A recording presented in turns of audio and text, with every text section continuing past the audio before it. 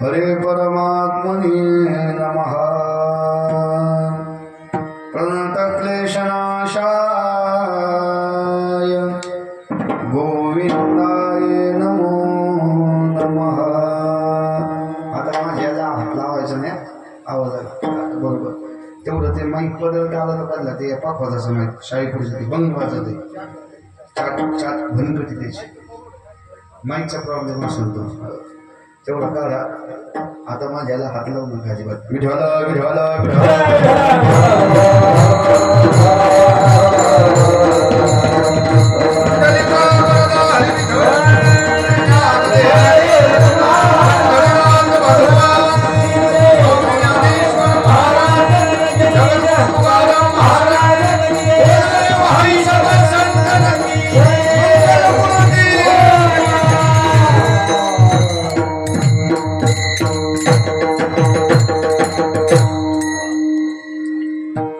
मूकं करोति वाचालं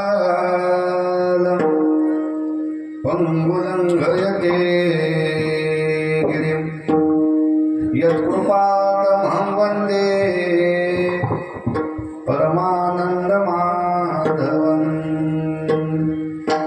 वक्रतुण्ड महाकाय सूर्यकोटिसमप्रभ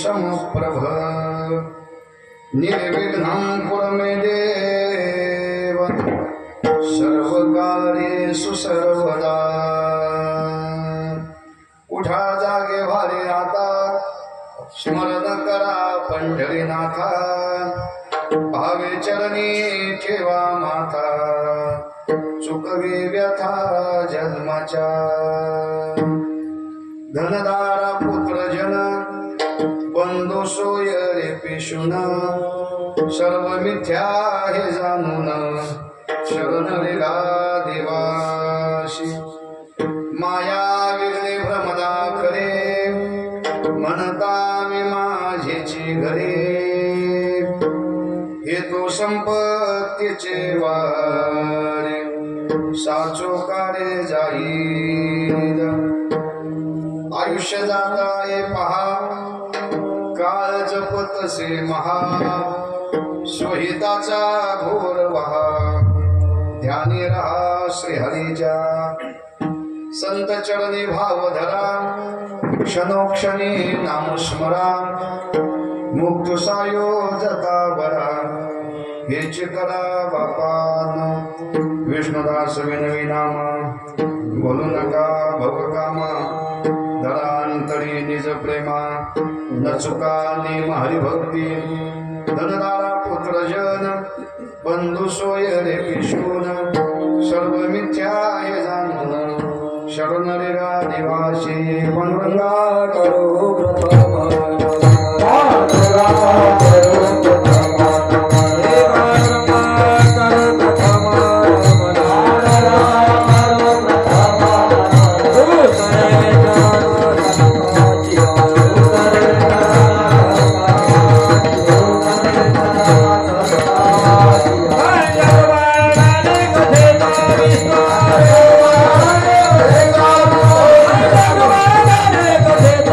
Bye.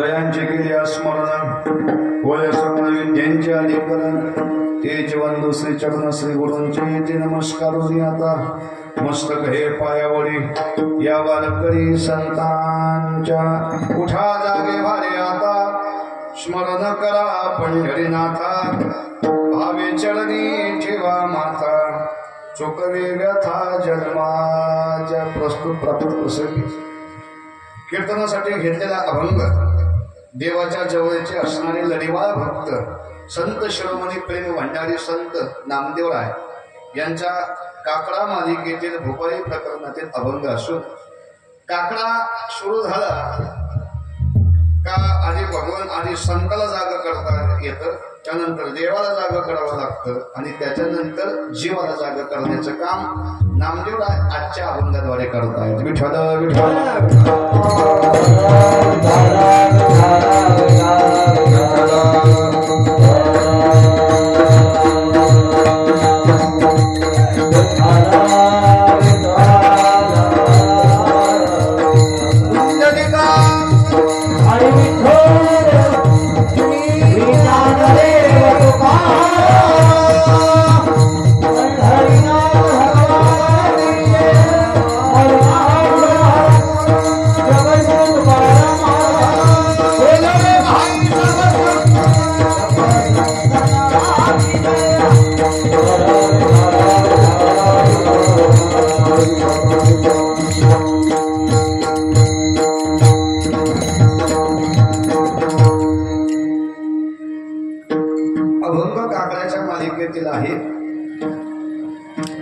जीवाला त्याच्या कर्तव्याविषयी जाग करताना या अभंगाची निर्मिती झालेली आहे।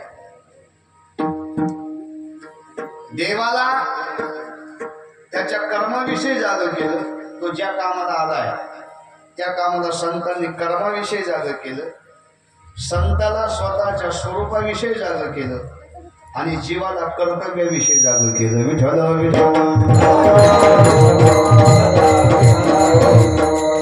वास्तविक पाहता तिघांचं अवतार कार्य जरी वेगवेगळं असतं पण तिघांचं येणं एका ठिकाणावर नाही आणि जाणं सुद्धा एका ठिकाणावर आहे। आणि म्हणून असं जीवाला जीवाच्या कर्तव्याविषयी जाग करण्यासाठी संतांनी वेगळी मालिका लिहिली। संतांना स्वरूपाच्या ठिकाणी जाग करण्यासाठी संतांचा जाग केलं आणि कर्माविषयी स्वतःच्या कर्तृत्वाविषयी जाग करायला देवाला जाग केलं। हा भाव मला इथे तुम्हाला सांगायचा आहे। अभंग काकड्याच्या मालिकेतला आहे, 6 चरणाचा अभंग आहे, चौकरा अभंग आहे, पण वेळ अगदी थोडा आहे।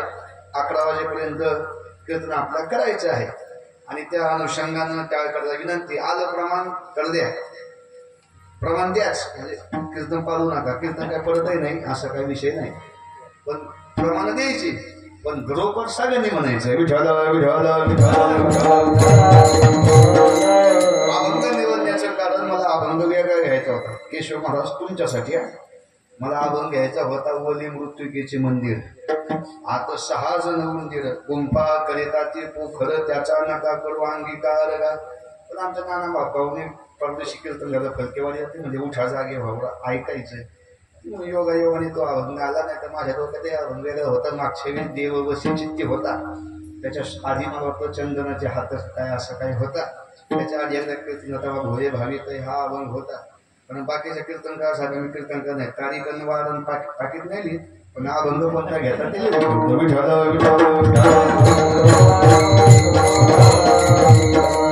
मी अभंग पाहिलं लिहून ठेवीत नव्हतो महाराज, पण आमची दिंडी करमाळ्यामध्ये मुक्कामाला असते। गेल्या 7-8 वर्षापासून एक सद्गृहस्थ कीर्तन ऐकायला तिथे, आता दिंडी चालकाचं कीर्तन असते नसतं। आता तो महाराज तो आला माझ्याजवळ, माझ्या रूम मध्ये मला भेटायला आला, म्हणजे बाबा तुम्ही दरवेळेस वेगवेगळा अभंग घेता, म्हणजे तुला कसं काय माहिती आहे? त्यांनी सांगितलं ही तुमची डायरी म्हणताय, तुम्ही कोणत्या साली कोणता अभंग घेतलाय मी सगळं लिहून ठेवतो। काही लोक हुशार असतात ऐकणारे आणि त्यांच्यामुळे वेगवेगळं सांगावं लागतं, नाहीतर एकच दुकान एकच साडी किती का लग्न लावी तिची साडी आहे ती पॅकिंगची काढायचीच नाही, तीच उचलायची का पुढच्या मार्गावर मांडायची आहे की नाही विठ्ठल असो। या ठिकाणी चिंतन सांगायला मला आनंद वाटतो, कारण ऐकणारे श्रोत आहेत। केशव महाराजांसारखं या ठिकाणी उत्तुंग असं मार्गदर्शन आहे। त्यांच्या बाबत बोलायचं झालं तर एकच प्रमाण तुका म्हणे आयुष्य परउपकारी तुका म्हणे आयुष्य परउपकारी त्यांच्या पायावरी डोळे माझी तुका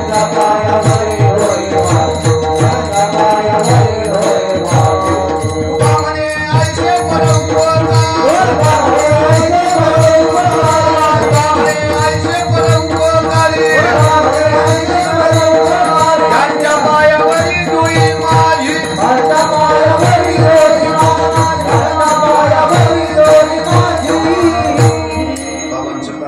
सगळ्याला माहिती आहे.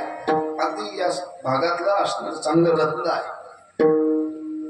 आता रत्न म्हणायची गरज राहिली नाही. आता विंचू कमी एवढे महाराज लोक झाले. आता हे अशी यांच्यासारखे रत्न काही थोडी राहिलेली आहेत या भागामध्ये कीर्तन साम्राज्यामध्ये.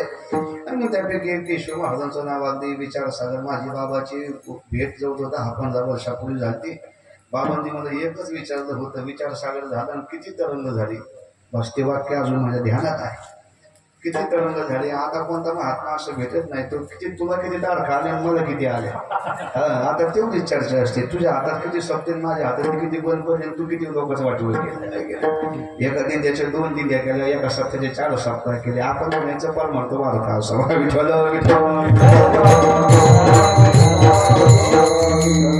बाबांचं एक वाक्य आठवतं. विचारसागरचे किती तरंग सोडले. 10-15 वर्ष आमच्या नालेगावात ते वाढवाच्या माहुतीला असो. त्या न्यायप्रमाणे बाबा इथं कीर्तना सेवेसाठी आहे. त्यांच्या मार्गदर्शनाखाली जपता आहे.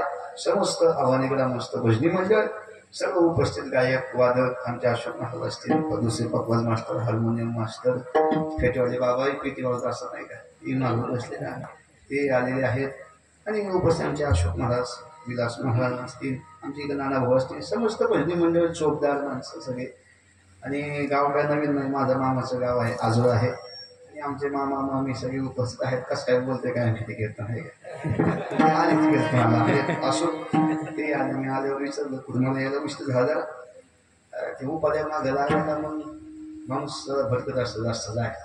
येऊ सुद्धा वेळ झाला. सगळ्याच बिलगडी व्यक्ती पोत्यांच्या मोठीतून सेवा मिळते. आमच्या अशोक आमची कोयके महाराज नित्यनेमाने आठवण करून ती सेवा देतात. आणि म्हणून त्या निमित्तानं या गावातला संबंध येतो. असो असंच प्रेम ठेवा. सर्व सुंदर आहे. लहान मुलं टाळी घेऊन विनेकरी बाबा सगळ्यांच्या चरणात नमस्तक होतो आणि अभंगाच्या सेवेकडे विठ्ठल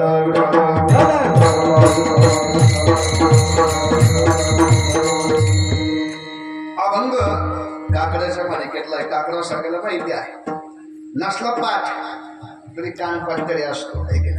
तोंडपाठ नसला तरी कानपाठ काकडा माहिती असतो. काकडावाले माणसं म्हणायला लागले तर काही शेळी लोकांच्या डोक्याची डोकं उडतात. काहीच्या लोकांच्या काकड्यामुळे आहे की नाही. आणि म्हणून असं असताना काकड्यातला अभंग सेवेसाठी घेतलेला आहे. वास्तविक पाहता संतांचं अवतार कार्य त्यासाठी झालेलं आहे. जीवाला जागा करण्यासाठी. नुसतं जीवालाच नाही देवालाही जागा करतात आणि संत संतालाही जागा करतात. वास्तविक पाहता देव जीव आणि संत यांच्यामध्ये तफावत नाही. आले एका ठिकाणावर जायचं एकाच ठिकाणाला. परमात्म तत्व ध्यान देऊन ठेवत नाही का. परमात्म तत्व कर्म घेऊन आलं तर त्याला जीव समजावं. परमात्म तत्व ज्ञान घेऊन आलं त्याला देव समजावा. आणि परमात्मा तत्व प्रेम घेऊन आलं त्याला संत समजावं.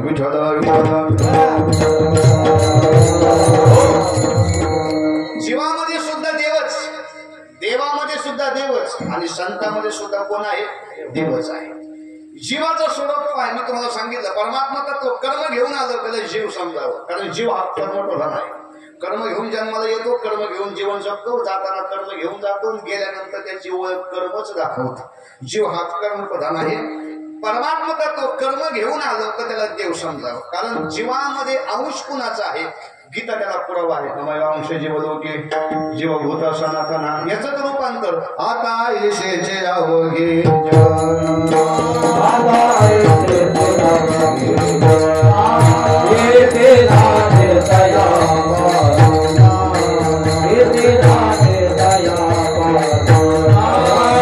जग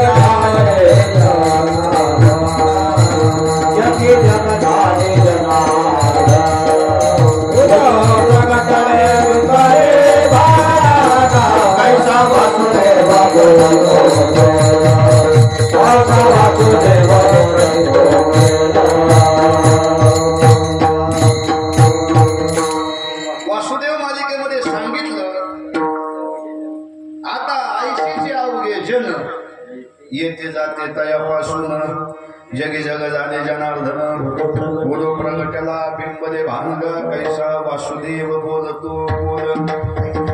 म्हणून मी सांगितलं परमात्म शक्ती किंवा परमात्म तत्व कर्म घेऊन आलं तर तो जीव होतो. चला परमात्मा तत्व ज्ञान घेऊन आलं तर तो देव होतो. सत्य ज्ञानानंत गगनाचे प्रावण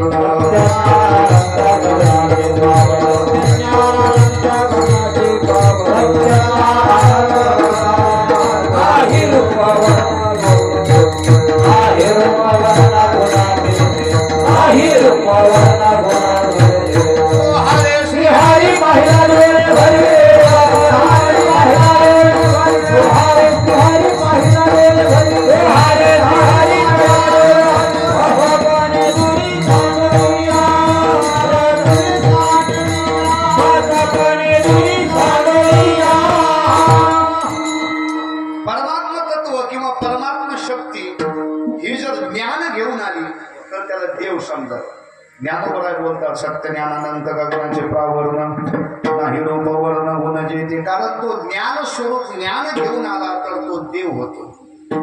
गोकुळेच्या लोका झाले ब्रह्मज्ञान आहे की नाही. जप तप काही न करता गोकुळातल्या लोकांना सुखाने ब्रह्मज्ञानाची प्राप्ती झाली. कारण ते तत्वच त्या ठिकाणी ज्ञान रूपाने प्रगटलं होतं. विठ्ठल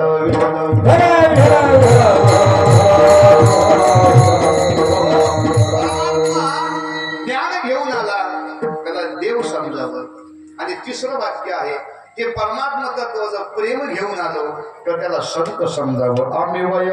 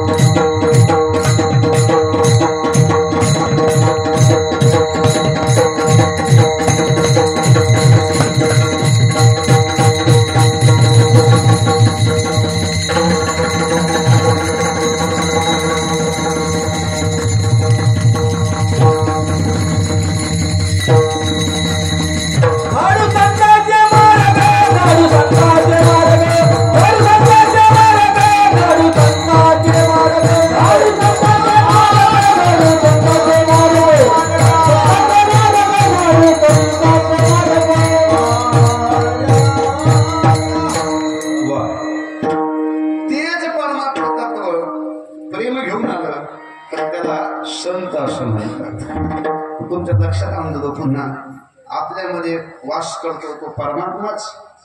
विटेवर जो उभा आहे त्याच्यामध्ये वास करतो तो स्वतःच देव आहे. आणि संत मंडळी जे असतात त्याच्यामध्ये जो वास करतो तो सुद्धा कोण आहे? देवच आहे. म्हणून जीव देव आणि संत यांच्यामध्ये जास्त तफावत नाही. मधलं काही करा पण येणं आणि जाणं हे सारखं आहे. विठ्ठल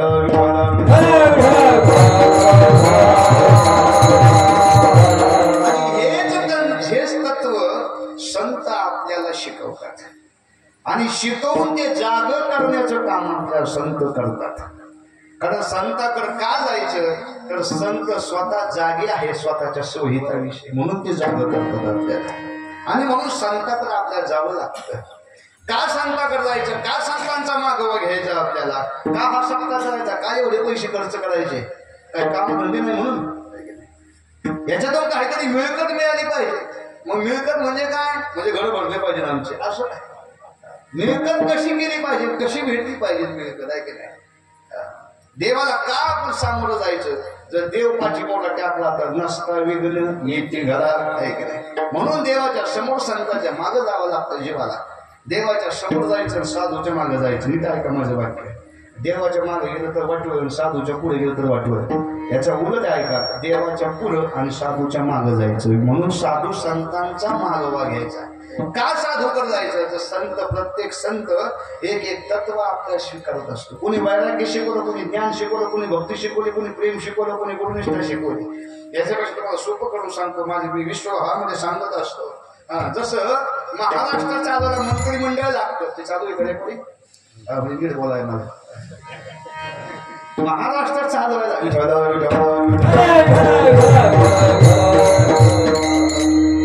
महाराष्ट्र चालवायला जसं मंत्रिमंडळ लागतं, तसं वारकरी संप्रदायामध्ये एक एक संत एका मंत्र्याचं काम करतो. आज वारकरी संप्रदाय छत्रपती शिवाजी महाराजांना राज्यकारभार चालवण्यासाठी अष्टप्रधान नावाचं मंत्रिमंडळ स्थापन करावं लागलं. तसं वारकरी संप्रदाय एका एक संत एका मंत्र्याचं काम करतो. ते संत आणि मंत्री पाहून नांदरायापर्यंत येऊ, अभंगात प्रवेश करू. विठ्ठला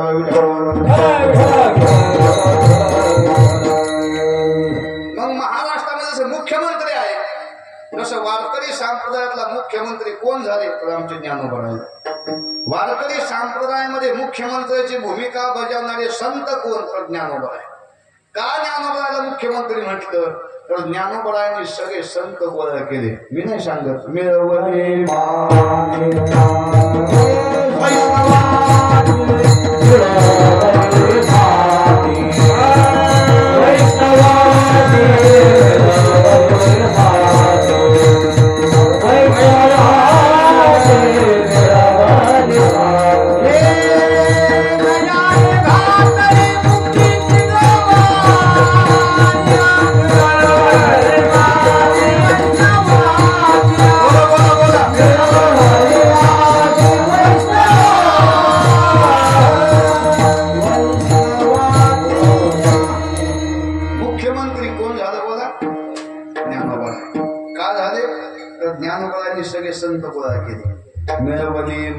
वैष्णवांची. आणि नुसते संत गोळा नाही केले, ज्ञानोबांनी खातेफोड केली.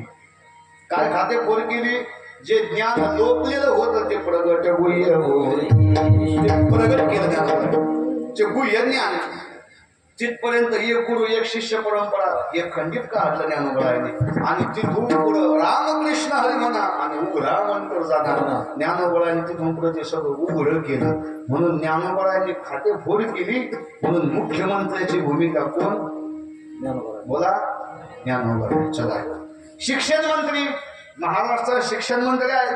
तसं वारकरी संप्रदायामध्ये शिक्षण मंत्र्याची भूमिका बजावणारे संत निवृत्तीनाथ महाराज.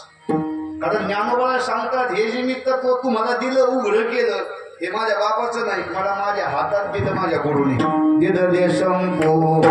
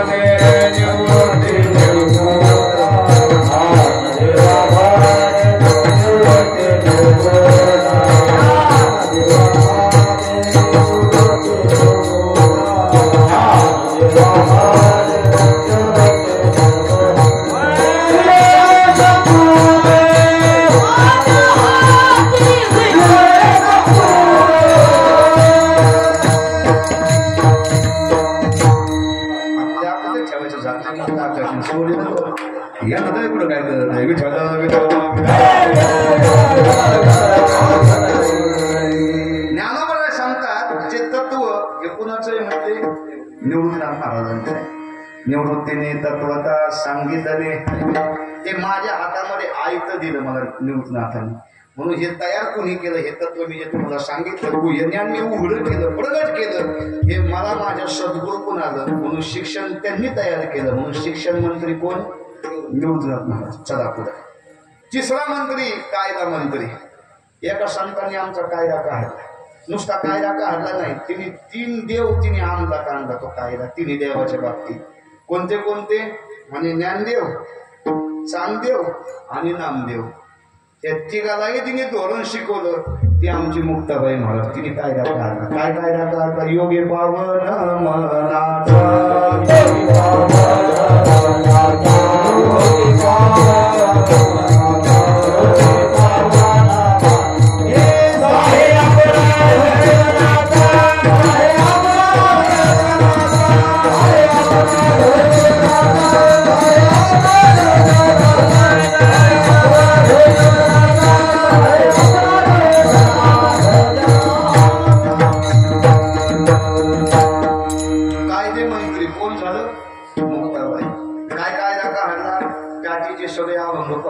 त्याच्यामध्ये कायदा शिकवला. काय कायदा शिकवला समाजाने कसंही उधळू द्या पण साधूनी उधळायचं नाही. साधूनी आपल्या चौकटीतच राहायचं आणि साधूनी मस्तीत राहायचं पण शिस्तीची चौकट लावून घ्यायची. ती शिस्त कोणती ती आमच्या मुक्ताबाईंनी ज्ञानोबाला उपदेश करताना ते टाकीचे अभंग दिले त्याच्यात कायदा शिकवला. म्हणून मी सांगितलं 3 देवांना तिने ठेप्यावर बसवलं. एक ज्ञानदेव महाराजांना ज्ञानोबाला तिने ठेप्यावर आणलं टाकी उघडायला लावली. नंतर नामदेव महाराजांना पंढरपुरामध्ये कच्च ठरवलं दुसरी गोष्ट आणि चांगदेव महाराजांना उपदेश केला ही तिसरी गोष्ट. तिघांना तिने कायदा शिकवला ती मुक्ताबाई महाराज. आणि म्हणून कायदे मंत्री मुक्ताबाई महाराज आहे तिसरे मंत्री.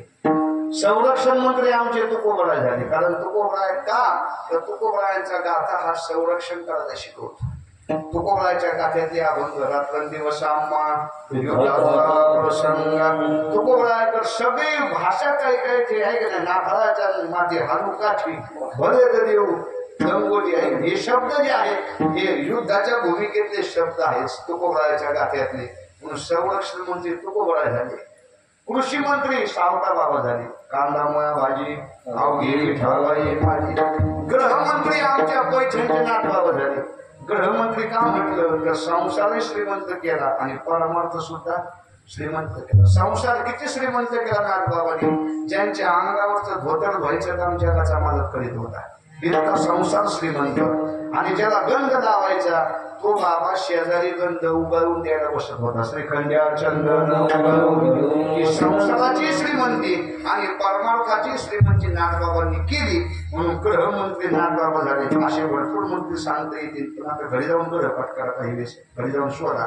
आणि 7वा मंत्री त्यांचा अभंग सेवेसाठी आहे ते नामदेव महाराज त्यांच्याकडे एक खातं जातं ते म्हणजे अर्थमंत्र्याचे. अर्थ म्हणजे काय पैसा आणि वारकरी संप्रदायामध्ये पैसा म्हणजे काय तर धन. कोणतं धन तर प्रेम धन हे भंडार संत संग निरंतर.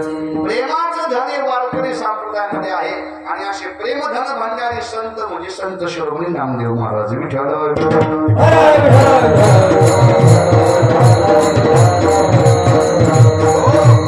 नामदेव महाराज सर्वसामान्य नव्हते. 4 युगांचं नामदेवरायाचं देवाचं नातं प्रेमाचं होतं. त्या प्रेमाच्या नात्यापायी त्या भक्तीपायी देवानी कीर्तना पितांबर फिटुस्तर नाचावं हा नामदेवरायाचा अधिकार होता. नामदेवरायाच्या कीर्तनामध्ये जगाच्या ज्ञानोबांनी माऊली टाळ घेऊन नाचावं.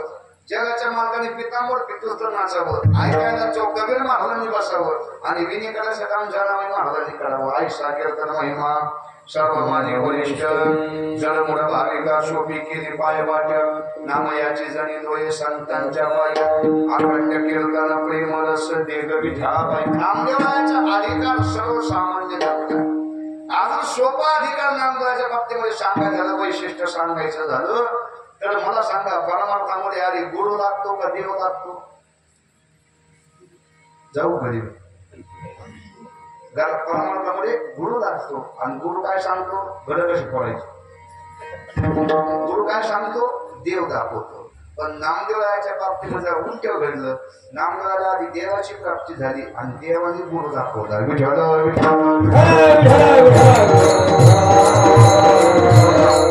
नामदेव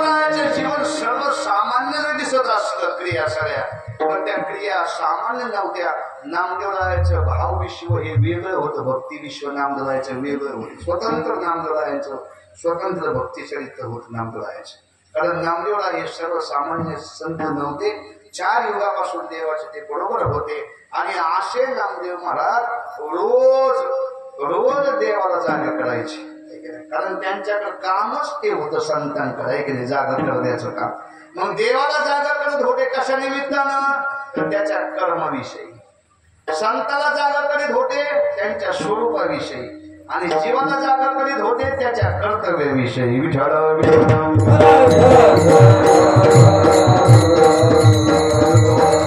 आणि मग देवाला जागा करताना नामदेवराय भरपूर आपण अभंग ऐकलेले आहेत, आहे का नाही? देवाला जागा करताना नामदेवराय सांगतात, उठा पांडुरंगा प्रभासमयोपादला प्रभासमयोपादला वैष्णवांचा मेरा वैष्णवांचा मेरा ते संतांनी देवाला जागा केलं त्याच्या कर्माविषयी. हे देवा आता उठ. देवाला उठवलं संतांनी, जागा केलं. तो विषय मला सांगायचा, पण संतांनी देवाला जागा केलं त्याच्या कर्माविषयी जागा केलं. करतो तो तुला अवतार कशासाठी आला? कारण देवाचं अवतार कार्य हे ज्याच्यासाठी झालेलं आहे, धर्माची संस्थापना आणि संतांचं रक्षण याच्यासाठी. म्हणून तू आता उठ आणि त्या साधू संतांना दर्शन घेण्यासाठी तयार हो, हे संत नावाला देवाला सांगतात. म्हणून देवाला स्वतःच्या कर्माविषयी जागा केलं. संतांनी संताला स्वतःच्या स्वरूपाविषयी जागा केलं. उठा साधू संत साधा पुरे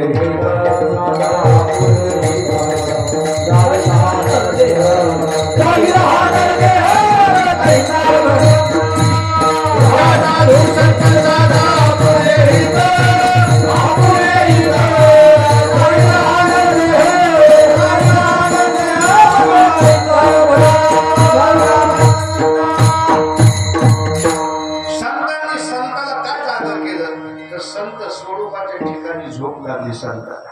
आणि म्हणून संताला स्वतःच्या स्वरूपाविषयी तुम्ही उठा आणि उठून काय करा, तर तुमचं स्वतःचं स्वहित साधा.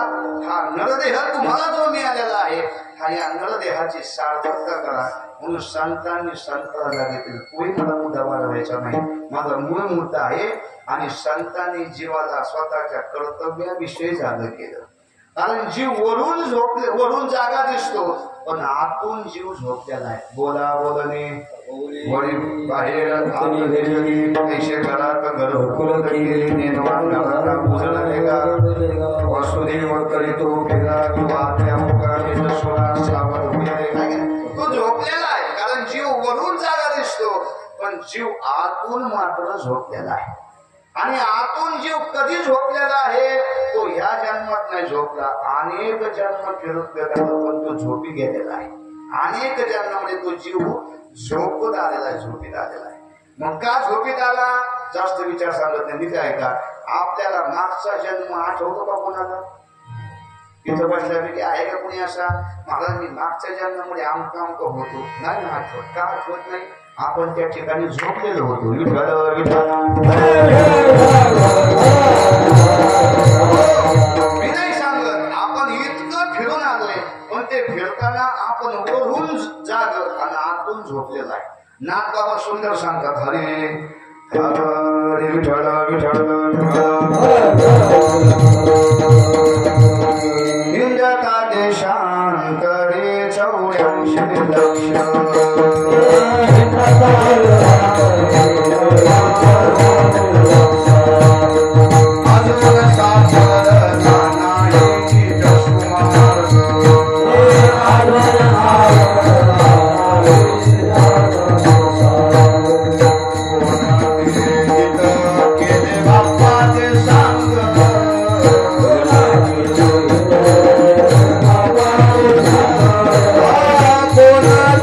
हित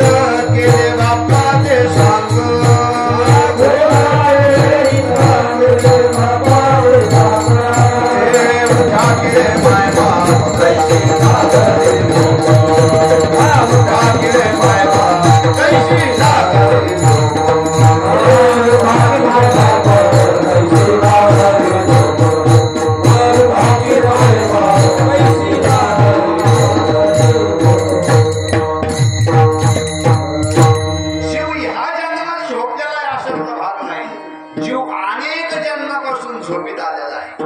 किती नाथबाबा सांगतात, हिंडता देशांतरे 84 लक्ष, अजून सापडला नाही नीट सुमार्ग, कोण ते हित केले बापा ते सांग, उठा गेले माय बाप कैसे लागले झोप, हुजूर जाऊन या एवढे चुकवा की खेप.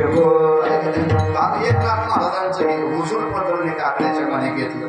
त्यांनी सांगितलं, हिंदच्या देशांकडे 84 लक्ष येऊन आपण फिरत होतो, पण त्या फिरताना आपण झोपलेलो होतो, वरून जागलो पण आतून झोपलेलो होतो. असा कर्तव्य विसरणारा जीव या मनुष्य देहाला आला. बहुधा दिवसा फेरा आला या नगरा, दुरून आलो मिगा दुःख झाले. असा कर्तव्यहीन, कर्तव्य दक्ष, कर्तव्याच्या लक्षात नाही असा जीव मनुष्य देहाला आला. म्हणून महाराज सांगतात, ए बाबा आता उठ, अभंगाच्या प्रथम स्मरण कर पंढरीनाथ.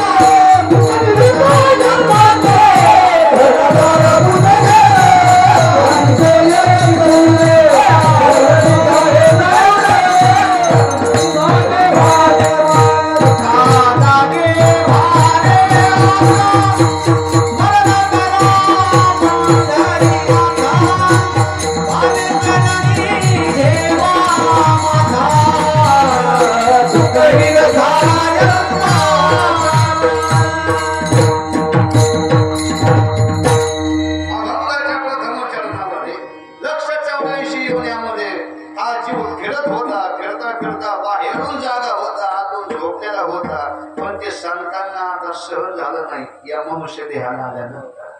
कारण माणसाला माणसाची प्रगती, कुत्र्याला वाहनाची गती आणि संताला माणसाची अधोगती सहन होत नाही. विठ्ठल विठ्ठल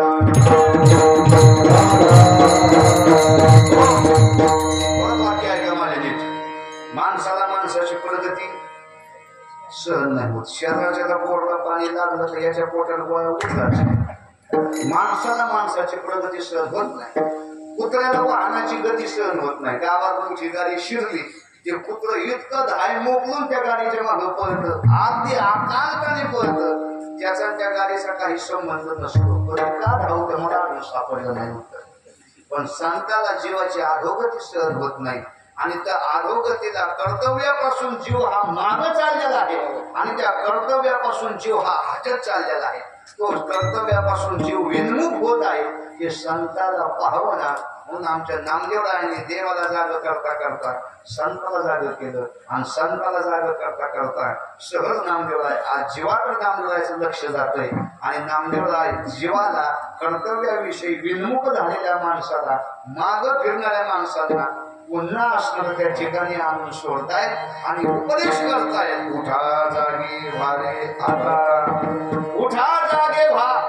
कधी? आता. आता हा शब्द का वापरला? हे बाबा इथून माग तुम्ही झोपीत होता पण मागचं सोडून द्या, पण आता इथून कुणीतरी आहे की नाही, आता तरी आहे की नाही, किंवा आता जागा रे भाई जागा आहे की नाही. मग आता तुम्ही जाग व्हा. का करा? का जाग व्हा? तर तुम्ही आतापर्यंत निजलेला होता, तुम्ही झोपलेला होता. तुम्ही जीवांनो तुमच्या चरणावर विनंती करून माझं साष्टांग पदे पाठ आहे तुम्हाला, तुम्ही आता जाग व्हा. उठा जागे व्हारे आता. कारण या मनुष्य देहामध्ये तुम्ही आता आलेला आहात. नरदेहा निधान लागले हाती,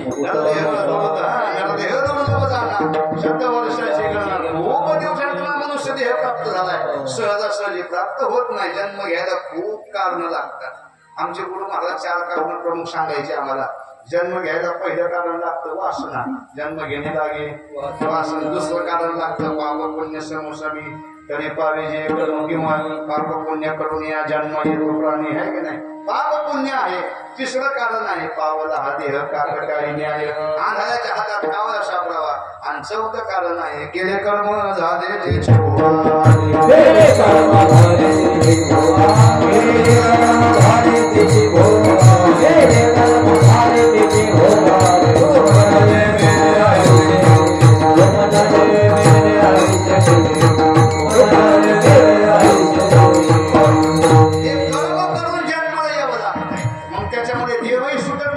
संतही सुटत नाही आणि जीवही सुटत नाही.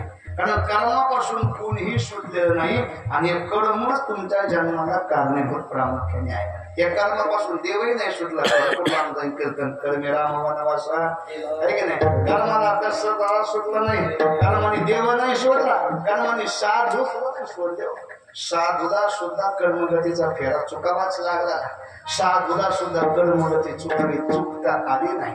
साधूला सुद्धा ते कर्म भोगावंच लागलं. मला वाटतं मी सांगितलं होतं मागच्या कीर्तनात त्या याचं उद्योजक कृषीचं सांगितलं होतं का नाही काय सांगता नाही यायचं. आठवलं तुम्हाला सांगू आपण. चला विठ्ठल कीर्तन फक्त केशवबाबासाठी का सांगायला मला समोर माणूस असतं म्हणजे आपोआप ते बोललं जात आहे की नाही. कारण मी एवढं हुशार नाही पण काही चुकलं तर मग तिकडून जाताना काहीतरी मिळेल मला सुद्धा. बाकी तुमचं तुम्हालाच राहू दे काही घेऊन देत नाही. पण त्यांनी मला आल्यावर सांगितलं काहीतरी मिळालं पाहिजे म्हणून तसं मला पण जाताना काहीतरी त्यांचे कोण कान टोचले आहेच. पण काही झालं मिळालं म्हणजे याच्यात भर नाही म्हणत मी. काहीतरी आनंद काहीतरी मिळालं आहे की नाही. कर्माने मनुष्य प्राणी पुन्हा आपण आपल्या विषय कधी आलं योगायोगाने. देवाचं कर्म माहिती तुम्हाला. साधूला सुद्धा कर्मगती चुकत नाही. असा उद्योजक नावाचा साधू होता अयोध्येमध्ये. कोण होता? उद्योजक ऋषी. 1000 वर्षाचं तप त्या उद्योजक ऋषीच्या पदरामध्ये होत. पण ते असं सांगतात विनाशकाले विपरीत बुद्धी. साधू जरी असतं त्याला चुकत नाही कर्म. आणि त्या उद्योजक ऋषीला 1000 वर्षाच्या तपानंतर त्याला बुद्धी सुचली. ते अयोध्येमध्ये गेलं आज राजाकडे आणि आज राजा जाऊन विचारलं आज राजा मला लग्न करायचं. त्याला बोलतात 1000 वर्षात तपाचं पुण्य त्याच्या पत्रामध्ये. आणि तो जाऊन सांगतोय मला लग्न करायचं. आज राजाने विचार केला म्हणजे याला नाही म्हणावं तरी वाटवलं आणि आहे म्हणावं तर याला पोरगी देईन कोण. म्हणून आज राजाने सांगितलं महाराज तुम्ही बसा म्हणजे आपण नंतर तुम्हाला एका ठेपावर मग चोरी करू. त्या महाराजाने सांगितलं उद्योजकाने म्हणजे आज राजा इकडे इकडे शोधू नको तुझीच पोरगी मला देऊन टाकणार. आता आज राजाने विचार केला मला येणे माझ्या घरात दरवाजा घातला म्हणजे सांगा नाही म्हणायची फुरसत नव्हती पहिल्या महाराज लोकांना. दिली पुसलोली लावलं लग्न. तिचं नाव चंद्रकला किंवा चंद्रवती म्हणा 2 नावं तिचे आहेत. म्हणून आज राजाच्या मुली संग त्या उद्योजक ऋषीचं लग्न लावलं. लग्न लावल्यानंतर ती नवरी वाटे लावली आज राजाने. आता उद्योजक ऋषी साधू असल्या कारणानं तो जंगलामध्ये एक कुटिया करून राहू लागला. कुटिया राहता राहता 10-20 वर्षानंतर त्यांना पहिला मुलगा जन्माला आला. त्याचं नाव होतं नचिकेतू. त्याचं नाव काय? नचिकेतू. तर जन्माला आला त्यांना. तो नचिकेतूचं वय 20-25 वर्षाचं झालं. तो नचिकेतू मोठा झाला आणि मोठ्या होऊन तो जंगलामध्ये कंदमुळे आणायला जायचा आपल्या आई वडिलांसाठी जेवायला बनवायसाठी. एक दिवस तो नचिकेतू जंगलात जातोय कंदमुळे आणायला. पण दिवस होता पुन्हा त्या उद्योजक ऋषीला वाईट वासना फुटली आणि तो आपल्या पत्नीला म्हणतोय चंद्रकलेला चंद्रकले मला आज काम वासना भोगोशी वाटते. आता पतीची आज्ञा अनुसरणी पतिव्रत आहे की नाही. तिने सांगितलं काही हरकत नाही. पण दिवसा तो वजन काम भोगायला लागले आणि काम भोगता भोगता त्या दरवाजा त्या झोपडीचा दरवाजा उघडा राहिला आणि तेवढ्यामध्ये तो नचिकेतू कंदमुळे घेऊन आला. ऐकता तुम्ही. आणि कंदमुळे घेऊन आल्यावर त्यांचा दरवाजा उघडला आणि त्या अवस्थेमध्ये आपल्या आई बापाला पाहिलं त्या उद्योजक ऋषीला आणि चंद्रकलेला. आणि त्या नचिकेतूने त्याच टायमाला त्यांना शाप दिला म्हणजे तुम्ही वयस्कर आहात माझे आई बाप आहात त्याच्याकडे तुम्ही साधू आहात. तू साध्वी आहे पण तरी तुम्हाला जर दिवसा तुम्ही काम भोगताय हे बरोबर नाही. म्हणून तिने त्याच्या बापाच्या कमंडलूतलं पाणी घेतलं त्या दोघांच्या अंगावर टाकलं अंगावरती आपल्याला सांगितलं तुम्ही दिवसा काम भोगताय, आजपासून तुम्ही दिवस बघणार नाही. विठ्ठल विठ्ठल तेव्हापासून ते उद्योजक ऋषी आणि चंद्रकला किंवा चंद्रवती आंधळे होऊन राहू लागले. आणि याने आई बापाला आंधळ केल्यामुळे याने आपला जीव देऊन टाकला. याने आत्महत्या केली. आत्महत्या केल्यानंतर यांना मुलगाही राहिला नाही. पण ऐका, त्या दिवसाच्या कामकिडेतून पुन्हा त्या चंद्रवतीला, त्या चंद्रकलेला गर्भ राहिला आणि त्या गर्भातून 9 महिन्यानंतर श्रावणबा जन्माला आला. विठ्ठल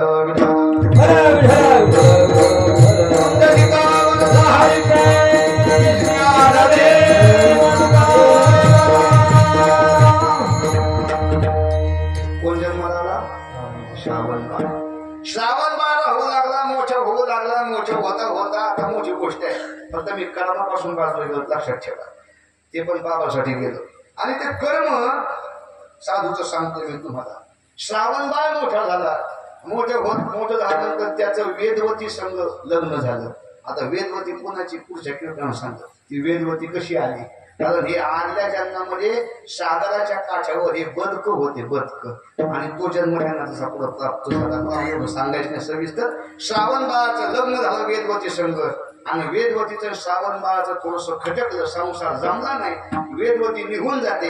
आता श्रावणबाळ आपल्या आई वडिलांना घेऊन तीर्थयात्रेला चाललाय. ऐकता तुम्ही? मी काय केलं? मग तुम्हाला एक प्रश्नाचं उत्तर घ्यायचं तुमच्याकडून मला, ज्याला कळण त्याला. ते श्रावणबाळ तीर्थयात्रेला चालला. चालता चालता झाडाखाली कावड टेकवली. श्रावणबाळ आली. पाणी आणायला जंगलात जातो, नदी काठावर जातोय. बुडबुड आवाज आला पाण्याचा. पण त्या ठिकाणी दशरथ राजा कशाला आले होते? शिकारीला. त्यांना वाटलं कोणतरी स्वागत आले आणि म्हणून दशरथ राजाने काय केलं? बाण काढला आणि त्या दिशेने फिरकावला. दशरथ राजाचा हातून श्रावणबाळ मारला. दशरथ राजा तिकडे पाणी घेऊन जातो. सगळी गोष्ट तुम्हाला माहिती आहे. आता मला सांगा, बाकी शांत बसा. मला तुम्ही सांगू नका. यांना किती ऐकलं मला बघू द्या, आहे की नाही? मग आता मला सांगा, श्रावणबाळाचं आणि दशरथ राजाचं नातं काय झालं? वा वा वा, हुशार.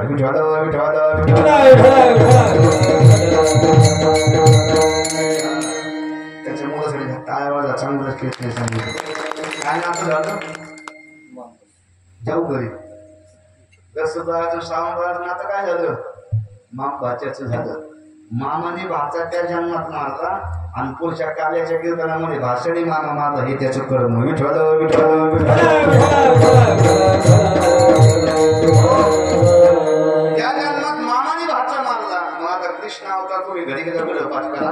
कसा तिथपर्यंत गेला, कसा पुढे झाला, कोण कसा झाला, कोण कसा आला. फक्त मला सांगायचं कर्म काय विशेष काय होतं. उद्योजक ऋषी साधू होता, पण साधूला सुद्धा कर्मगतीचा फेरा चुकवता येत नाही आणि त्या कर्माने मनुष्य देहाला प्राप्त झालेला आहे. मग कर्म म्हणजे काय? तुम्हाला सांगितलं. त्या जन्मात मामाकून भाचा मारला गेला, दशरथाकून श्रावणबाळ मारला गेला आणि पुढच्या अवतारामध्ये त्याच भाषाने मामा मारला. तो कंसाचा कृष्णाचा अवतार. विठ्ठल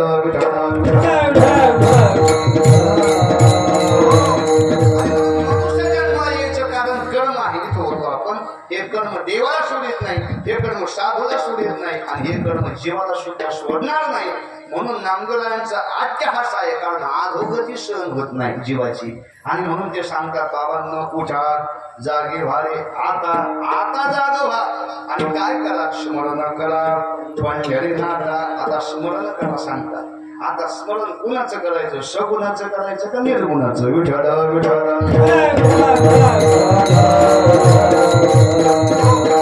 त्याच्या आधी सगुण आणि निर्गुण पाहायच्या आधी ज्याचं स्मरण करायचंय त्याच्याविषयी 3-4 गोष्टी आपल्या लक्षात पाहिजे. म्हणजे ज्याचं स्मरण करायचंय त्याच्याविषयी अनुभव पाहिजे. पहिली गोष्ट.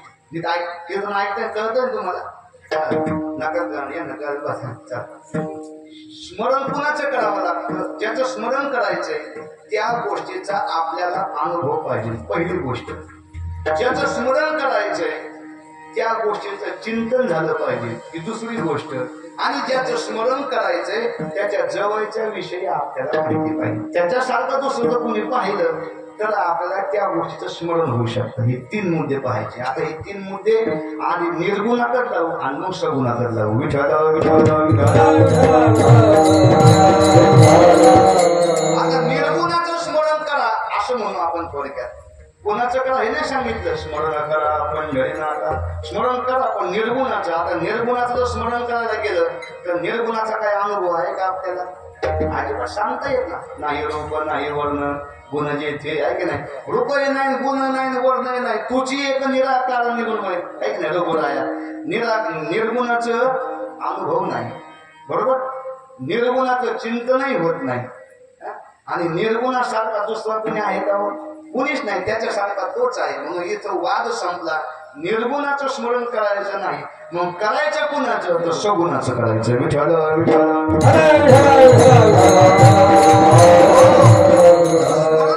पंढरीनाथा, भगवंत पांडुरंगाचं स्मरण करा.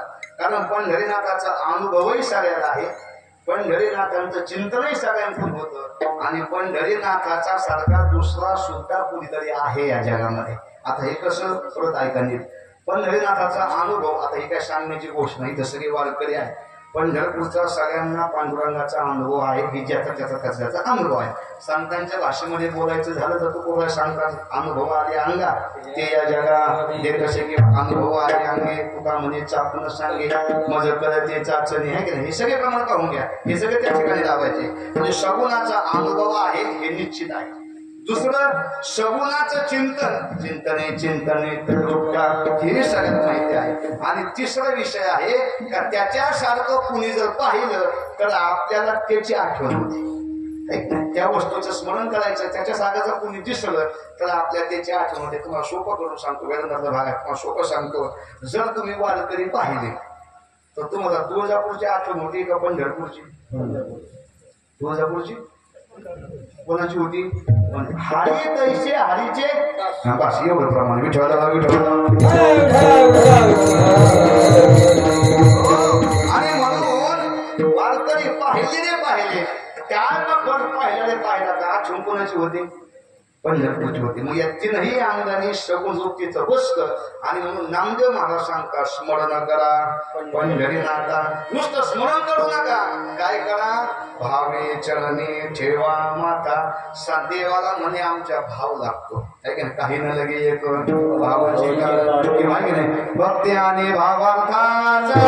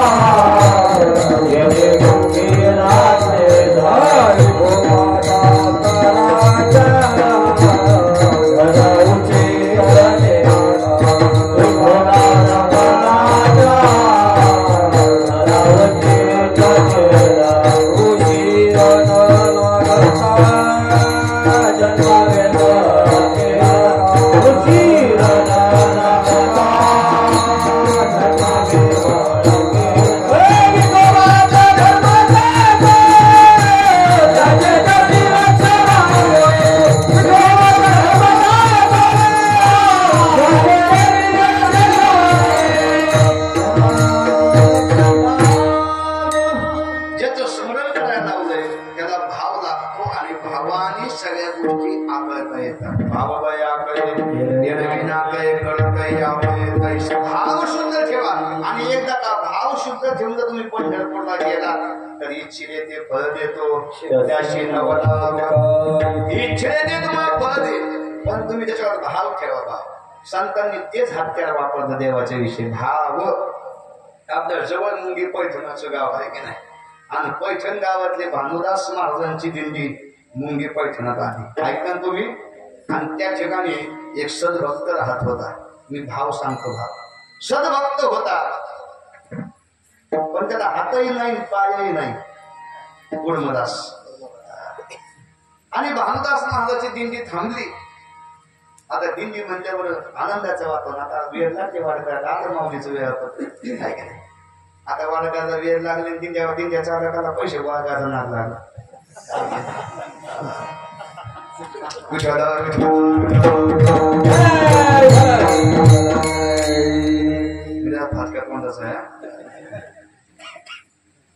आषाढीचे दिवस नाथांची दिंडी भानुदास महाराजांची मुंगी पैठण दिंडी आली. संध्याकाळचा हरिपाठ झाला. वारकरी वरकुट्या घ्यान गेले झोपायला. अशी होते वारकरी. पहिले वारकरी कीर्तन झाल्याशिवाय जागा सोडित नव्हते. आता कीर्तन चोर खाणार दिंडी चालवलं तिला कुठं जाय ना त्याला झोपायची आणि तयारी असते वारकऱ्याची आहे की नाही.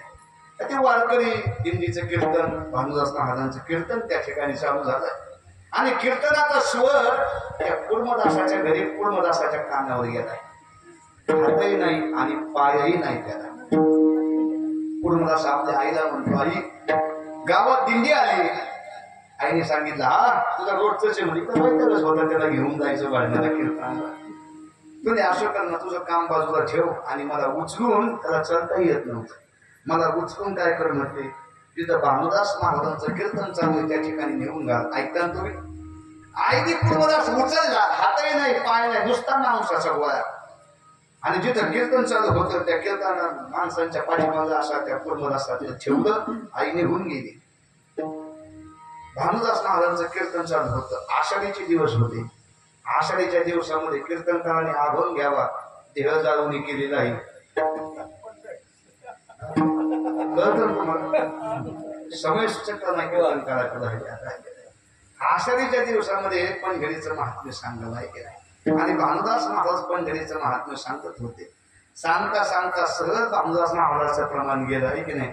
ज्याचे नाही पंख पाय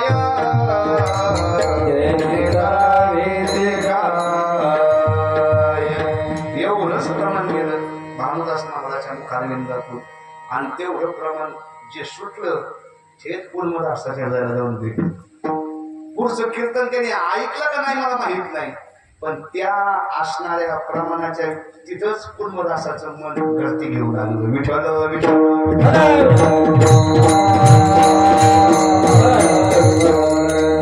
त्या असणाऱ्या प्रमाणाच्या तिथंच कुर्मदास फिरू लागला. कारण तशी गत त्याची होती. ज्याचे नाही पंख पाय याने करावे काय. पुढचं चांगलं ऐका. शुद्ध भाव धरोनिया पंढरपुराशी जायगा. त्याने तेवढंच ऐकलं आणि त्याचं मन तिथं घरते घेऊ लागलं, फिरू लागलं. कीर्तन वाटचालीचं होतं. कीर्तन संपलं. वारकरी सगळे झोपायला गेले. भानुदास महाराज झोपायच्या तयारीमध्ये आहेत. ऐका, कुर्मदास बाहेर होता. आता कुर्मदासाला राहावं ना, कारण संतांच्या चरणावर नतमस्तक व्हावा हा त्याचा भाव होता. कुर्मदास त्या ठिकाणी धडपडत फडकत येतोय. भानुदास महाराजांच्या चरणावर कुर्मदासाने आपलं मस्तक ठेवलं. मस्तक हे पायावरी, साष्टांग हे गळे दंडवत.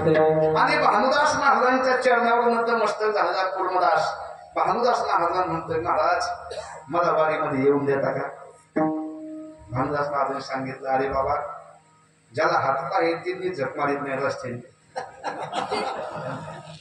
ज्याला हातपाय आहेत त्यांनीच चलत नाही. काकडा बंद करून सांगावं लागतं, झेंडेकरी माग बघा, असं शिकत नाही. सोय पण नाही असं. हे पण हे बिगर टाकायचे जनावर.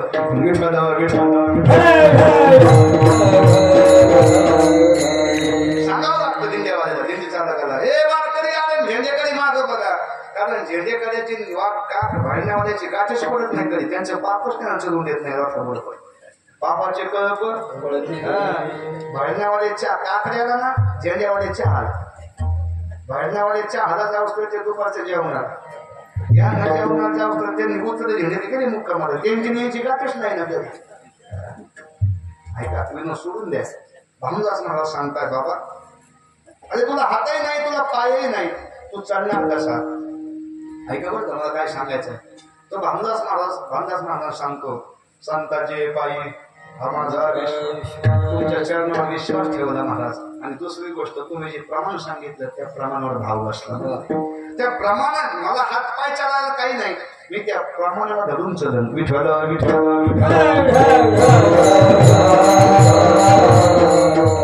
मला असं माझं वैयक्तिक मत आहे. तुका म्हणे ते भजन प्रमाण काय थोडं निरा वाढ काय नाही, तो बोलायच्या प्रमाणानुसार चालावं. विठ्ठला विठ्ठला. मला हातपाय चालायला नाही, पण तुमचं प्रमाण मला चलवीन. तुमचं प्रमाण मला काही करीन. कारण मी पाहिला श्लोक घेतला, मुखम करोती वाचाल पंगुलंग येते गिरी यात कृपा परमानंद. त्याची जर कृपा झाली महाराज, मी काही करू शकतो.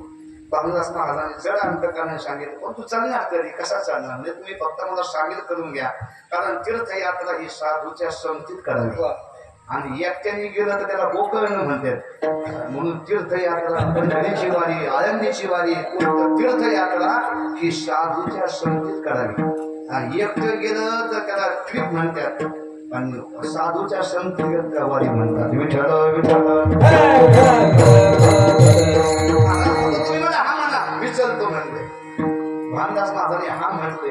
आणि कुर्मदास महाराज म्हणजे आता मी दिवस नाही चालणार मला, मी संध्याकाळी चाललो. रस्ते शांत झाले तर मी आपला एकट्या चाललो. भानदास महाराजाचा निरोप घेतला, दर्शन केलं, पूर्ण भावकथा. कुर्मदासाने मस्तक डोक्यावर भानदास महाराज चरणावर ठेवलं आणि कुर्मदास पुढच्या गावाला प्रवासाला निघाला.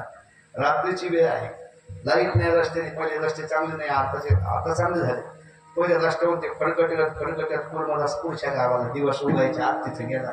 त्या गावात जाऊन सांगितलं, दौंडी दिली, ऐका भानुदास महाराजांची दिंडी येत आहे. त्या गावाने दिंडीची चांगल्या प्रकारे सोय केली.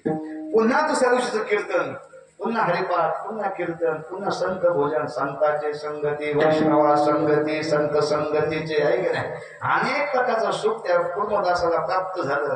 आणि आता कुर्मदास बाहेर नव्हता बसत कीर्तन ऐकायला, आता भानुदास महाराजांच्या समोर बसायचं. आता कुर्मदासाचा भानुदास महाराजांचं दोघांचंच कीर्तन चालावं. कुर्मदासाला भानुदास महाराजांनी सांगावं आणि कुर्मदासाने सर्वांगाचे काम करून कीर्तन ऐकावं. कुर्मदासाचा तो स्वभाव भानुदास महाराजांचं सांगणं कुर्मदासाच्या मनाला भिडायचं.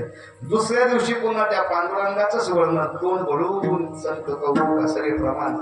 पुन्हा दुसऱ्या दिवशी कुर्मदासाने भानुदास महाराजांची भेट घेतली. महाराज संत म्हणजे आता पुढे तुम्ही या मागून.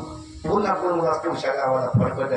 असं करता करता 9-10 दिवस रस्त्याने दगड माती काही नाही पाहिलं कुर्मदासांनी. फक्त ध्येय होतं, कर्तव्य होतं, भाव आणि स्मरण पंढरीला त्या ठिकाणी जायचं होतं. भावाला कुर्मदास जातोय, 10 दिवस झाले कुर्मदास चलतोय. पण 10व्या दिवशी मुक्काम त्यांचा लवळ गावाला होता, पैठणच्या दिंडीचा.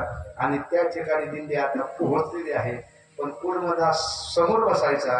त्या दिवशी कुर्मदास भानुदास महाराज दिसना, कारण कुर्मदास 10 दिवस फडकटत रस्त्याने चालताना रस्त्याने फडकटत असताना त्याचे सगळे कातडी निघाले, त्याच्या अंगाची लाही झाली, सगळ्या अंगातून रक्त वाहू लागलं, जखमा झाल्या जागोजागी कुर्मदासाला आता उठता येईना, बसता येईना. कुर्मदासला पुढे यायची लाज वाटायला लागली. कुर्मदास असं कुठे आडबाजूला बसलेला होता. भानुदास महाराजांनी कीर्तन आटोक्य घेतलं आणि वारकऱ्यांना विचारलं, म्हणजे कुर्मदास कुठे? 4-5 वारकऱ्यांनी सांगितलं, म्हणजे महाराज कुर्मदासाची अवस्था बिकट आहे, तो अमक्या ठिकाणी बसलेला आहे. भानुदास महाराज त्या ठिकाणी जात आहे. गेल्यानंतर कुर्मदासाच्या डोळ्यातून पाणी येत आहे आणि कुर्मदासाकडे पाहिल्याबरोबर भानुदास महाराजांच्या हृदयाचा बाण फुटला. भानुदास महाराज सुद्धा रडायला लागले. संत आपल्यासाठी रडतात त्याच्यावर निषिद्ध होतं. विठ्ठल विठ्ठल रडायला लागले आणि रडणं शांत केलं. आणि कुर्मदासाला भानुदास महाराजांनी जीव खाऊ घातलं. आणि कुर्मदास आता एकच दिवस राहिलाय, उद्या पंढरीत जायचं मुक्काम, पंढरपुरामध्ये मुक्काम आहे.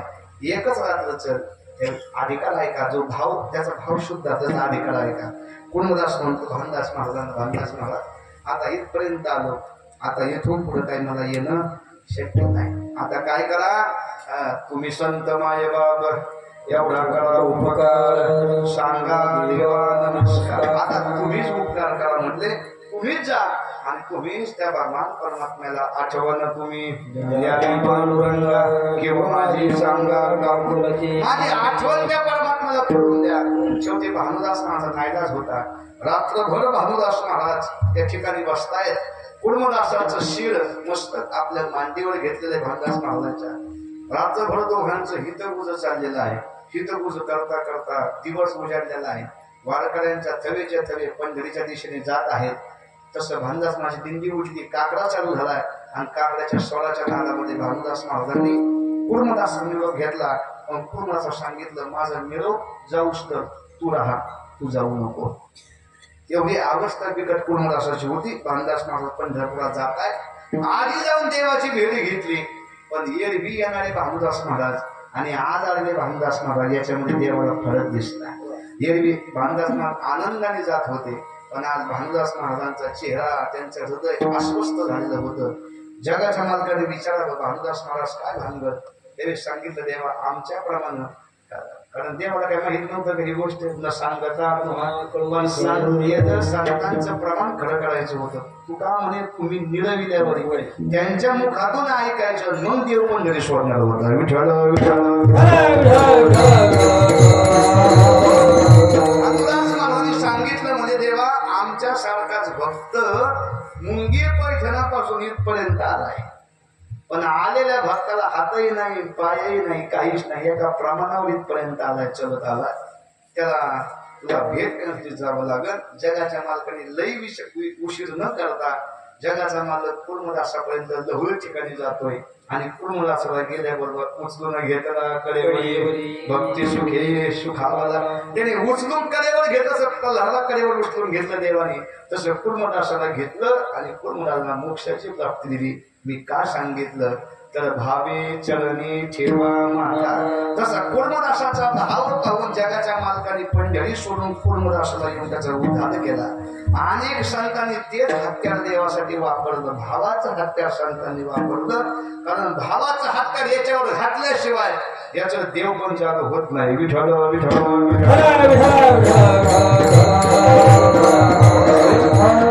म्हणून नामदेव महाराज सांगतात नामदेवाचा भाव कसा होता. भावाशिवाय देव मुक्ती आला का? भावाशिवाय देव देवा कारणे भावक स्वाहा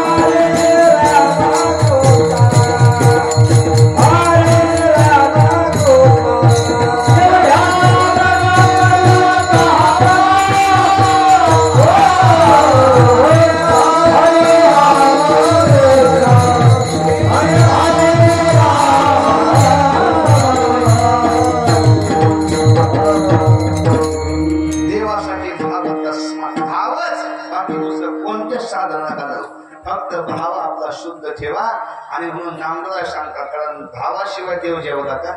भावाशिवाय देव मुक्ती आला का? विसर कुठं चालू होतं का देवाला? भावाशिवाय देव नाचत होता का? नामदेवाच्या कीर्तनामध्ये भाव होता नामदेव महाराजांचा. म्हणून नामदेवाचा हात लागल्याबरोबर पोलीस झाले. मी त्याची कथा सांगितली परिसर भागवतचे. हात लागल्याबरोबर दगडाचे पोलीस झाले. हा भाव विश्व आहे आणि देव भावाला भुकेलेला आहे. हाची दुष्काळ तयार प्रेम घ्या भाव घ्या. देव भावाचा भुकेलेला आहे आणि मग नामदेव महाराज छाती तोपणे सांगतात बाबांनो स्मरण करा पण करताना भावे चरणी ठेवा माता. आणि मग त्याने काय होईल? फायदा काय होईल? चुकवी व्यथा जन्माच्या व्यथा लागलेल्या आहेत. कारण जन्माचं दुःख आहे आणि मृत्यूचं भय आहे. कारण जन्माचं दुःख अनेक दुःखे सांगू किती सगळं संसाराची स्थिती नसाई बचिते भरत. म्हणजे तुम्हाला जन्माच्या ज्या व्यथा आहे, जन्माला यायचं काय सोपं आहे काय? की नाही? गरवी आष्टा दिला दंड वरती पाय खाली त्याच्यातही पाय जे डोक्यावर जे पाया कोणी पाय म्हणतात पण ते पण एखादं खाली बघत आलं त्या जमिनीतलं कळत वर बघत आपलं आकाशाचं कळत आहे की नाही असं सांगतात. तिथून आपल्याला दुःख लागले की कुठपासून दुःख आहे? जन्माच्या व्यथा कुठपासून आहे की नाही? झाली गर्भाची रचना आणि ठाऊक नसे दोघे जण तिथून आपल्या गर्भाची रचना चालू झाली आहे. तिथून चालू झालं. कारण जन्मच माणसाचा मूळ विचारामध्ये होतो. तिथंच तो गडबड राहतो. विचार विचाराचे आहे. हे विचार शब्द का वापरला? कारण माणसाचा गर्भ आता हे कीर्तन सांगतो नाही पण सांगतो या गोष्टी मनुष्य जन्म कधी तयार होतो? विचारामध्ये जन्म तयार होतो. तिथून जी व्यथा चालू झाली तर पार बाहेर निघूस तर व्यथाच जेवणाच्या आहे. आणि या व्यथा घालवायच्या असतील तर तुम्हाला स्मरण करून त्या पंढरीनाथाला भावयुक्त अंतकाने शरण गेले पाहिजे. कारण जे पंढरीनाथाला जे देवाला शरण जातात देव स्वतः सांगतो जो मज वय आनंदी शरण त्याची निवारी मी जन्म मरण किंवा अंतकालेच मामेव स्मरण मुक्त. अंतकाळामध्ये सुद्धा जन्म घ्यायच्या टायमा सुद्धा जो मला अनन्य भावने मला शरण येतो त्याचा जन्म मी त्याला सुखरूप घालतो. बामणाचे पोरं एका खेळाची 12 वर्ष कापत बाहेर नागवेचे पळून जन्माची व्यथा शुक आहे ना शुक शुक शुक वगैरे शुक नाव पडलं ते 1 नाही 2 नाही किती वर्ष 12 वर्ष बामणाचं पोट गर्भात राहिलं. का राहिलं तर भावयुक्त अंतकरणाने गर्भात राहिलं ते सांगता येत त्या ठिकाणी. म्हणून देवाचा भाव असला तर जन्माची व्यथा बालका करता येते. याला उत्तम उदाहरण तुम्ही सांगितलं 12 वर्ष त्या आईच्या गर्भात राहिलं का तर तसा भाव त्याचा देवावर होता. आणि मग तुम्ही देवावर भाव ठेवा.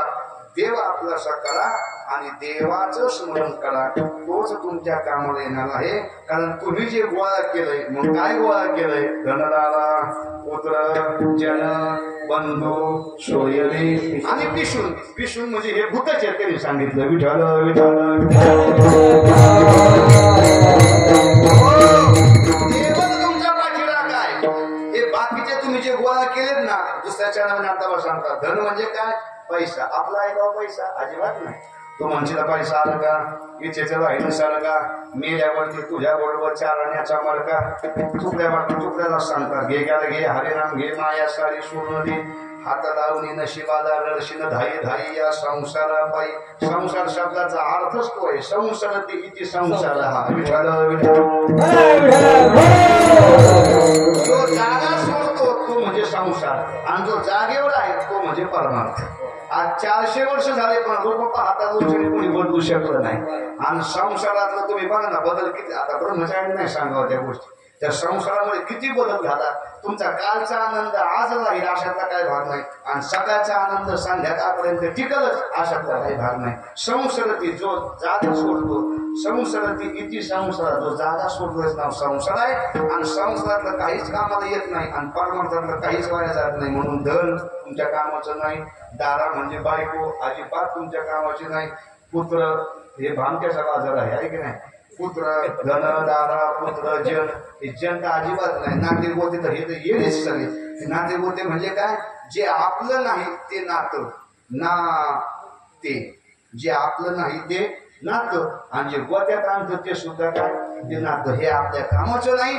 हे संतांना करून चुकलं. संत ते सांगतात धनदारा पुत्र जन बंधू सोयरे पिशून हे सगळे पिशांचे आहेत. हा बंधू सोयरे पिशून हे सगळं काय सांगा हे सगळं मिथ्या आहे सांगून मग काय करा देवाला शरण जा तोच तुमच्या कामाला येणार आहे. मग काही साधकांनी विचारलं महाराज मग हे कशाने जवळ आले तर त्यांनी सांगितलं मोठा घोर कुणी केला माया वेगळे ब्रह्मदागणे हे सगळे तुम्ही का म्हणायला लागले माझं तर त्या मायेने घोर केला. आमचे भोंदे अण्णा सांगायचे की माया आणि भोकडी दोन्ही गोष्टी सारख्या आहेत. भोकडी पाहिली कुणी जायचं घर मी काय विचारतो भोकडी पाहिली का किती मास्टर नाही थांबा भोकडी पाहिली नाही. तुमच्या लहानपणी तुम्ही झोपले का नाही. लहानपणी झोपले का नाही. हा तुम्हाला तुमच्या आईने झोपी लावलं बरोबर आणि झोपी लावताना काय सांगितलं हा मग तुम्ही झोपले कसे हा असं नाही मोठं नाही बदलायचं. हा भोकारीच्या घेवानी झोपली ते. मला सांगा भोकारी जन्मच नाही भोकारीचा पण नाही म्हणावं तो झोप आली कशी आणि आहे म्हणावं तर त्याच्या तिच्या दाव्याच्या कीर्तनात बोलत नाही. उपजेते नाशे नाशे पुनरुपदेशे या मृत्यू लोकांचा नियम आहे. जो जन्माला आला तर मृत्यू होणार आहे पण तिचा जन्मच नाही तर तिचा मृत्यू कसा. मग नाही म्हणावं तर टाळता येत नाही आणि आहे म्हणावं तर दाखवता येत नाही. तिचं नाव भोकारी आणि भोकारी म्हणजे आमचे भोंडे अण्णा सांगायचे ती म्हणजे माया विठ्ठल या मायेने सगळा भोग केला आणि संतांनी सांगितलं या मायेला काळी लावली पाहिजे. जो मायेला काळी लागेल त्याची पहिली थळी आपोआप पार होते. वाक्य आहे का जो मायेला काळी लागेल त्याची पहिली थळी आपोआप पार होत असते. कारण संतांनी मायेलाच काळी लावली. सरदार बेटवाचे नारायणगिरी बाबा इकडे दिंडीला जर निघाले तर दिंडीला जाताना आपली स्वतःची झोपडी पिटून जायची. साधकांनी विचारलं झोपडी का पेटवायची. त्यांनी सांगितलं रस्त्याने जाताना ती झोपडी माझी आहे हे सुद्धा माझ्या स्वप्नात आलं नाही पाहिजे. कारण याला संन्यासाचं प्रमाण आहे. मी आणि माझं विसरलेल्याचे अंतःकरण पाळता तो संन्यासी जाण निरंतर. आताचे संन्यासी तशी कामाचे नाही. त्यांना म्हणलं मठ कोणाला तू म्हणतो माझा, याला काय ओढावं नाही काय. आताचे संन्यासी याच्यामध्ये बसत नाही. मी सुद्धा आता संन्यास घेतला लोक बायका कुठं त्यागले म्हणजे संन्यास, त्याला संन्यास म्हणतच नाही. उंदरापासून इंद्रापर्यंत आधी भौतिक आधी सगळ्या गोष्टीचा त्याग करणं म्हणजे संन्यासी. विठ्ठल आणि म्हणून संन्यासाला आताच्या संन्यास चालू आहे ना, चालूच ठेवा. आताच्या एवढं बाकी मला माझं द्या पडत टाकायला मला. आताच्या संन्यासाला गीता संप्रदाय का कळत नाही तर त्यागच नाही. गीता याचा अर्थ जर विचारला, गीता या शब्दाचा अर्थ माझ्या वाचनात आलं, गीता या शब्दाचा अर्थ विचारला तर त्या महात्म्याने सांगितलं त्याचा उलटा अर्थ करा. गीताचा काय होतो? त्यागी. गीताचा उलटा अर्थ काय होतो? त्यागी. अर्जुनाला गीता का कळली तर त्याचा तेवढा त्याग होता. आणि तुम्हाला गीता का कळत नाही तर तुमचा त्यागच जात नाही, तुमचा त्यागच येत नाही तुमच्याजवळ, म्हणून तुम्हाला गीता कळत नाही. गीता करण्यासाठी त्याग तुमच्या लक्षात आला पाहिजे. आणि मग हे सगळा घोळ कशाचा आहे तर मायेचा आहे. तर ही माया काय करते? ही माया म्हणजे काय? मी आणि माझं, तू आणि तुझं, याचं नाव काय? माया. आणि तेच नामदेव सांगतात माया विघ्ने भ्रमराकने म्हणता माझे हे तो संपत्तीचे वारे साचोकारे जाई. म्हणजे हे सगळं संपत्तीचे वार आहे. त्याच्यातून माया बाजूला काढली. या जगामध्ये आपलं कुणीच नाही. फार यायचं मुठाला जायचं सोबत काहीच नेत नाही. येताना मुठी झाकलेल्या आहेत, जाताना मुठी उघड्या आहेत. आपलं या जगामध्ये कुणीच नाही. कारण माया जर बाजूला काढली तर खाली काही शिल्लक राहत नाही. बायको लढती निटायता, बायको लढती तिच्या कपाळावरची शोभा जाती म्हणून ती बोंबलती. तुमच्यासाठी करायला मोकळी नाही. बहीण लढती दिवाळीची चोळी बांगडी बंद होईल म्हणून बहीण लढती. मुलगी रडती, आई बाप जिवंत आहे तर माहेरची माया अटळ असते म्हणून मुलगी रडती. आणि मुलगा रडतो लहान दुःखाला आई लागते, मोठ्या दुःखाला बाप लागतो म्हणून तो बोंबलतो. आपल्यासाठी लढायला कुणी नाही. मी का सांगितलं? याच्यातून जर माया बाजूला काढली तर सगळं खाली शून्य राहतं. म्हणून ही माया घोर करते. आणि ज्यावेळेस तुमच्या हातातून माया बाजूला जाईल त्यावेळेस तुम्हाला देव सगळीकडे दिसेल. कंसाच्या हातातली माया सुटली वर गेली आकाशात. त्या क्षणापासून कंसाला उठण्यात कृष्ण, बसण्यात कृष्ण, खाण्यात कृष्ण, बसल्यात झोपेत कृष्ण दिसायला लागला कंसाला. त्याचं मरण त्या दिसायला लागलं का? त्याच्या हातातली माया बाजूला गेली. आणि ज्यावेळेस माया बाजूला जाईल त्यावेळेस तुम्हाला देव तुमचा जवळ येईल, देव तुम्हाला दिसत. हे कंसाकडून शिकण्यासारखं आहे. ज्यावेळेस माया जाईल त्यावेळेस तुम्हाला देव भेटेल. तेच नामदेव मला सांगतात. समजा माया विघ्ने भ्रमला करे म्हणता मी माझे निघते येतो संपत्तीचे वारे साचोकारे जाईल. मग काय करा? याच्यासाठी आयुष्य चाललेलं आहे, आयुष्य जातलं आहे. कसं चाललंय? घरोघरी काळ वाटे याची पाहे अजून किती आहे अवकाश. माणसाला भूक लागली तर माणूस अन्न खातो आणि काळाला भूक लागली तर काळ आयुष्य खातो. काळ सावधान म्हणून आयुष्य जात आहे पहा. काळ जपतसे महा सोहिताचा घोर स्वतःचे आणि ध्यानी राहा. देवाला स्मरण ठेवा, देवाचं स्मरण करा. आणि हे करत असताना संत संगती करा. म्हणून संत चरणी भाव धरा, क्षणोक्षणी नामस्मरा, मुक्तुसायो जाता वरा हिची करा बापानो. संत संगती करा. संत संगतीने माणसाचं चारित्र्य सुधारत, बिघडत नाही. संताचं चरित्र जर वाचलं तर माणसाचं चारित्र्य सुधारतं. म्हणून संताची संगत करा. आणि हे नामदेव माता विनंती करून सांगतात विष्णुदास नवी नामा बोलू नका भवतामा घरा अंतरी निज प्रेमा नचुकाने भारी भक्ती धनदारा पुत्रजन बंधू सोयरी विष्णून सर्व मिथ्या हे जाणून शरणारी देवा श्री विठोबा.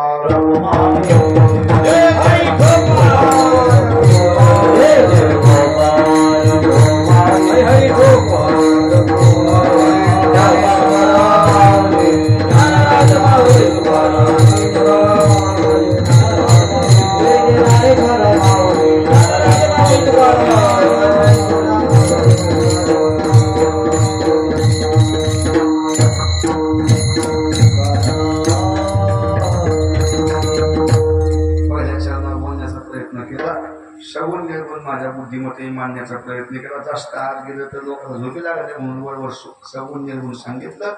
त्याच्यामध्ये असणारा कर्तव्याविषयी जीवाला जागृत महाराजांनी हा भंग केला असावा असं माझा वैयक्तिक मत आहे. त्याचं वैयक्तिक मत वेगवेगळं.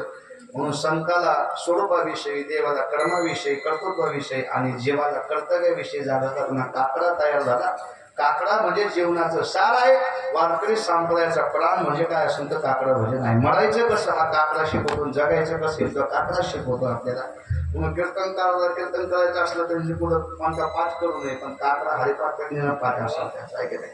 आणि म्हणून कीर्तनकारांनी काकडा हरिपाठ पाठ करावा. काकड्यामध्ये जीवनाचं सार सांगितलेलं आहे. असो हा काकड्याचा भाव तुमच्या बोलण्याचा प्रयत्न केला. जे बरोबर असं गुरुनाम गुरु वैकुंठवासी बाळकृष्ण महाराज बोलले यांना रामगिरी महाराज बद्रीनाथ महाराज तंत्र यांचं असेल जे चुकीचं असेल बुद्धीचे दोष साधू संतांची सेवा करा.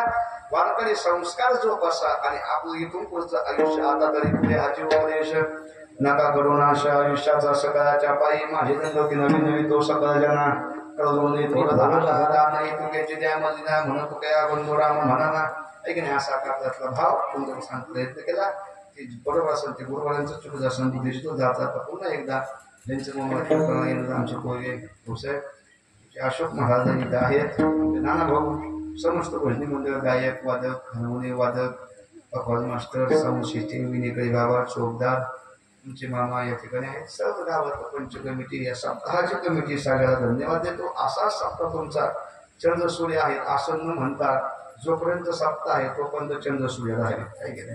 असा सप्ताह तुमचा चलत राहू आणि भरभरून असणारा सप्ताह सगळ्यांना पाहतोय. आनंद असो. सप्ताह म्हणजे आनंद आहे.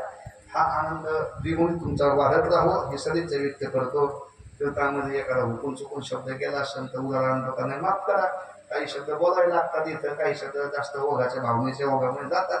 त्यांना 2 मुलं असतील तरी एक समजा, तिसरं समजा, ज्याला 2 असतील त्यांनी तिसरं समजा, ज्याला एक असेल त्यांनी दुसरं पोरं समजा, त्याला काही नसेल त्यांनी मदत घ्या. काही म्हणत नाही 5-6 हजार रोज मुक्ती काय तसं काय काळजी करू नये. घेऊन एका शब्द बोलला असेल तर माफ करा. चांगला असेल घेऊन जाण्याचा प्रयत्न करा. निश्चित तुमचं कल्याण हो ही सदिच्छा व्यक्त करतो आणि भावपुष्प संतांच्या चरणावर गणपती बाप्पाच्या चरणावर समर्पित करतो. शेवट आपण पुन्हा एकदा बाबांचे उघड बाबांचे आभार मानतो. त्यांना उघड आयुष्य भगवंतांनी देऊ. त्यांच्या हातून त्यांची संगत महत्वाची आहे. ते कीर्तन करू नाही तर नाही करू, उभं राहू नाही तर नाही राहू, पण ती बसून जरी असते तरी म्हणजे ती रुजबा असते आहे की नाही. संप्रदायाची म्हणा या मंत्रामध्ये ती बसून असली तर कीर्तन का धोरणारच बोलला पाहिजे आहे की नाही. हे त्यांचं वजन असतं. एक पारमार्थिक वजन असतं. काय असतं, संसारामध्ये वय वाढलं तर किंमत कमी होते आणि परमार्थामध्ये वय वाढलं तर किंमत वाढत असते. हे त्यांच्याकडे बदलायचं आहे. आणि म्हणून चांगलं वजन एक परमार्थामध्ये परमार्थ तुमच्या भागात चांगलं वजन त्यांचं आहे. त्यांची संगत तुम्हाला सगळ्याला घडव. आम्हालाही त्यांचा आशीर्वाद सतत आम्हाला मिळव. सतत योगायोग येवो ही सदिच्छा व्यक्त करतो. पुण्याला सर्व भजनी मंडळाचे आभार मानतो आणि लांबलेलं कीर्तन समाप्त करतो. हरे गोपाला गोपाला देव गोपाला